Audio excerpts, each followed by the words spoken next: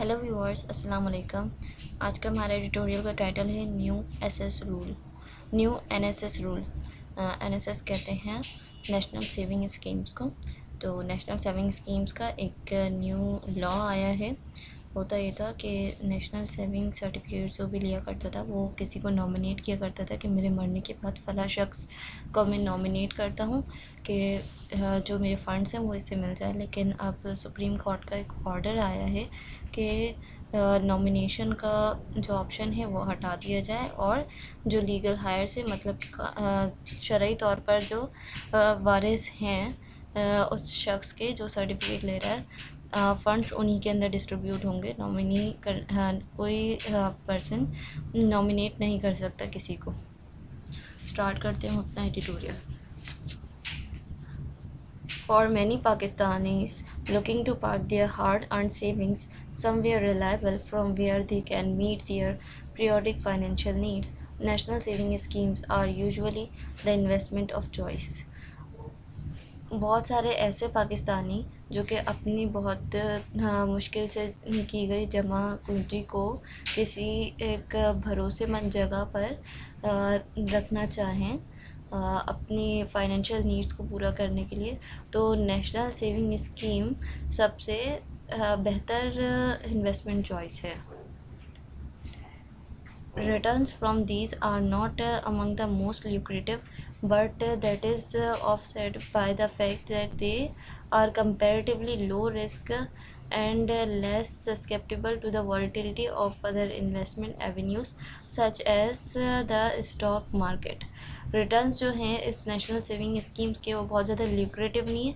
Lucrative का मतलब होता है प्रॉफिटेबल, बहुत ज़्यादा मुनाफे बख्श नहीं है ये नेशनल सेविंग स्कीम्स, लेकिन that is offset by the fact. लेकिन ये इसका एक फ़ीचर ये है कि ये इसके अंदर रिस्क कम होता है, कंपैरेटिवली लो रिस्क।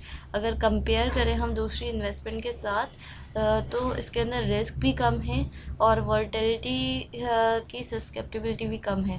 यानी कि जो फ्लक्चुएशंस होती है बहुत ज़्यादा ऊपर नीचे होते रहते हैं रेट, इसके अंदर वो चीज़ भी कम है। कांस्टेंट रिटर्न्स होते हैं, रिटर्न बहुत ज़्यादा फ्लक्चुएट नहीं करते, आगे पीछे नहीं होते, बल्कि कंसिस्टेंसी होती है इनके रिटर्न्स के अंदर और रिस्क भी कम होता है।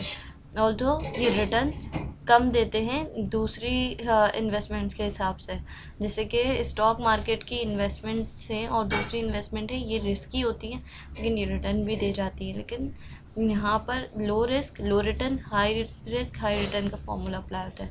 तो ये जब लो रिस्क पर है तो रिटर्न भी इनके लो हैं, इतने ज़्यादा ल्यूक्रेटिव नहीं है। ल्यूक्रेटिव मतलब प्रॉफिटेबल नहीं है। Small and medium savers in their retirement years constitute a large pool of NSS investors. कुछ छोटे और दरमियाने जो सेवर्स होते हैं, मतलब कि जो बिल्कुल मामूली सी सेविंग्स करते हैं, बचत करते हैं, या फिर कुछ मॉडरेट सेविंग करते हैं, तो अपनी रिटायरमेंट के सालों के अंदर वो एनएसएस के इन्वेस्टर्स का एक जो पुल होता है उसके अंदर उनकी तादाद ज़्यादा होती है। मतलब एनएसएस नेशनल सेविंग स्कीम के अंदर जो लोग इन्वेस्ट कर रहे हैं उनमें सबसे ज़्यादा तादाद किसकी होती है, इन स्मॉल और मीडियम सेवर्स की, जो कि अपने रिटायरमेंट के ईयर्स के अंदर होते हैं। There is much consternation among the senior citizens in particular over the changes the government has recently made in the nominee rules for NSS। कंस्टर्नेशन मतलब होता है कि स्टेट ऑफ कन्फ्यूजन, तो या पे स्टेट ऑफ डिफ़िकल्टी। तो यहाँ पर बहुत ज़्यादा डिफ़िकल्टी उन सीनियर सिटीजन्स के लिए, सीनियर सिटीजन्स, ओल्ड सिटीजन्स, बूढ़े लोगों के लिए बहुत ज़्यादा यहाँ पर परेशानी की बात है कि जो चेंजेस गवर्नमेंट ने की हैं अभी कुछ अर्से पहले नॉमिनी रूल्स के अंदर एनएसएस के, making the pay out procedure vastly more cumbersome. जो पेमेंट प्रोसीजर है उसको मुश्किल बना दिया। The step has been taken to comply with the Sindh high court judgment of August 23 2016। ये जो स्टेप लिया गया है ये सिंध हाई कोर्ट का एक जजमेंट थी 23 अगस्त 2016 की, उसके साथ मैच करने के लिए, मतलब उसको पूरा फुलफ़िल करने के लिए, उसको पूरा करने के लिए ये स्टेप लिया गया। Ordering the payment of NSS dues to legal heirs as required under the Muslim law of inheritance rather than to nominated persons. Supreme Sindh high court का जो जजमेंट थी वो ये थी कि जो NSS है वो पेमेंट उनको करें जो लीगल हायर्स कहते हैं विरासत, वारिस जो होता है उनको कहते हैं। तो मुस्लिम लॉ के अंदर जो वारिस होते हैं वो किसी भी इंसान की अपनी औलाद होती है और दूसरे जो भी बनते हैं उसके वारिस वो लोग होते हैं। तो उनको जो है ना पेमेंट हो, ना कि किसी नॉमिनेटेड पर्सन को। नॉमिनेटेड पर्सन कोई भी ऐसा इंसान होता है कि मैंने कह दिया कि मेरे मरने के बाद मेरे 10% शेयर मेरे इस दोस्त को मिल जाए, तो मैंने उस दोस्त को नॉमिनेट किया है, तो नॉमिनेटेड पर्सन हो गया। According to the new procedure, the certificate purchaser investor will no longer be able to designate a nominee to whom the funds will go in the event of his or her death. अच्छा, इस नए procedure के तहत जो certificate purchase कर रहा है जो इन्वेस्टर है वो जो है ना किसी को डेजिग्नेट नहीं कर सकेगा कि मेरे फंड्स मेरे मरने के बाद इस शख्स को चले जाए। Instead of payment of the principal amount and the profit thereon, if any, would be disbursed to the legal heirs according to the succession certificate issued by a court in light of Sharia law. और इसके अलावा जो है payment का जो principal amount है, मतलब principal amount उसको कहते हैं जितने इन्वेस्ट किए गए। अगर 10,000 का एक सर्टिफिकेट ख़रीदा है, सेविंग मतलब 10,000 इन्वेस्ट किए हैं तो 10,000 प्रिंसिपल अमाउंट है।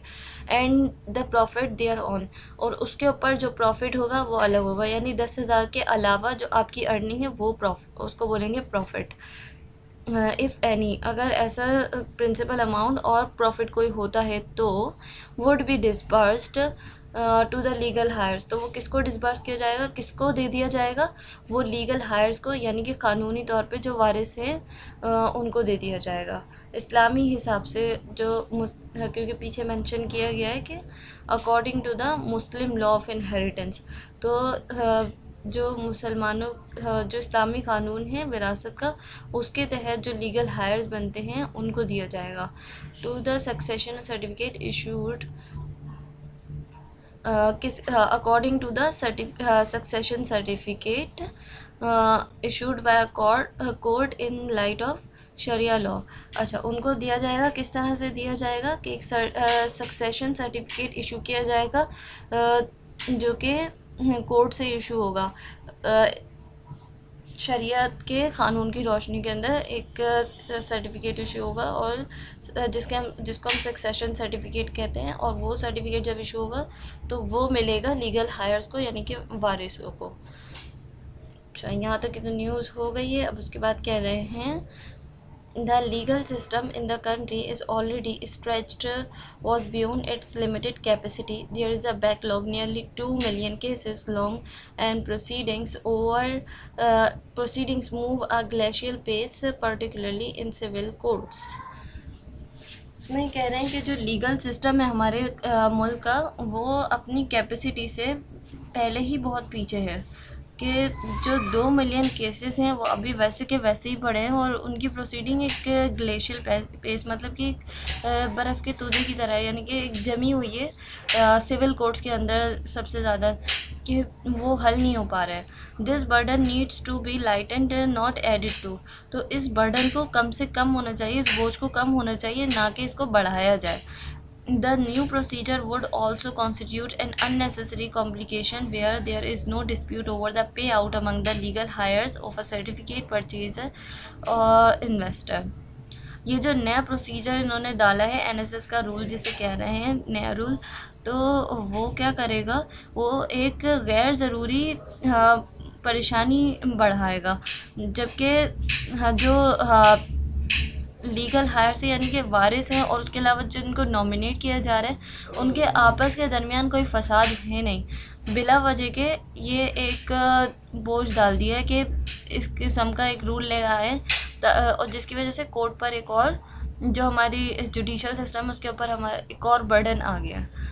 This paper over the past few weeks has received numerous letters from readers expressing their distress over the changing in rules. ये जो पेपर है ये पिछले कई हफ्तों से बहुत ज़्यादा इसके ऊपर बातें हो रही हैं, मतलब जो पढ़ने वाले हैं वो लेटर्स लिख रहे हैं कि जिसके अंदर वो ये बताना चाह रहे हैं कि वो कितना ज़्यादा स्ट्रेसफुल हो गए इस रूल के चेंज होने की वजह से। The circumstances of some of them are such they cannot but worry over what is certain to be an extended ordeal for their nominee after themselves are gone. जो circumstances है इस changes के वो ये हैं कि परेशान कौन बात तो नहीं है, लेकिन फिर भी लोग इस बात से जो है थोड़े परेशान हैं, उनकी परेशानी में इजाफ़ा हो रहा है कि उनके जाने के बाद उनके जिनको नॉमिनेट करना चाह रहे हैं उनका क्या होगा। The Supreme Court should revisit the issue and take a view that is both compassionate and practical. तो सुप्रीम कोर्ट को चाहिए कि वो इस मामले को दोबारा से देखें और कुछ ऐसा हल निकालें कि जो इमोशनली और प्रैक्टिकली दोनों ही तरह से सही हो। One way out which would achieve the same result as that desired by the government is to go back to the nominee system but have this individual give an undertaking that she will, when the time comes, distribute the proceedings from the NSS in accordance with the inheritance law. इसके अलावा एक रास्ता ये है कि जो